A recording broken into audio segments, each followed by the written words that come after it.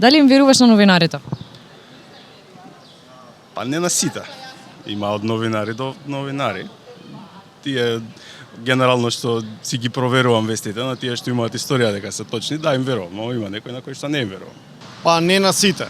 На 50% можеби.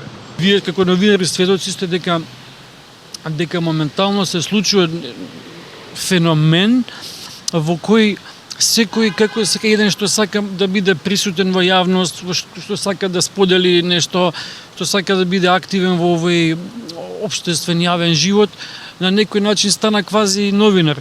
Вие приметувате дека и приучени, и ненаучени, и неедуцирани луѓе на некој начин стана новинари. Некако како новинарството да го губи фокусот. Колку често ви испраќате информации, да речам, од терен нешто ако се случува во градот директно до медиумите?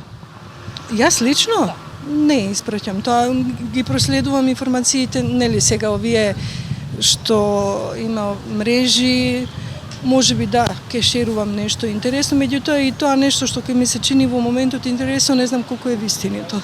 Живеам во аеродром, испраќам и многу често ми се случува да поднесем и некој приговор во самата општина. Тотално не сум задоволен на локално ниво како функционираат. Какво мислење имате за новинарството во Македонија општо?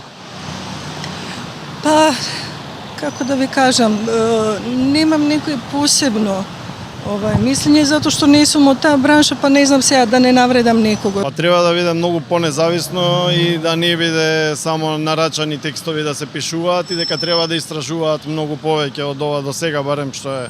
Бидејќи мислам дека до пред 15 на години многу повеќе имаше слобода во новинарството него сега.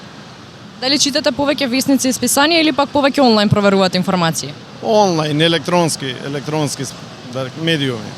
Најчесто онлайн, но од време на време сакам некој весник да си купам така за под дома, крстословки, интересни текстови.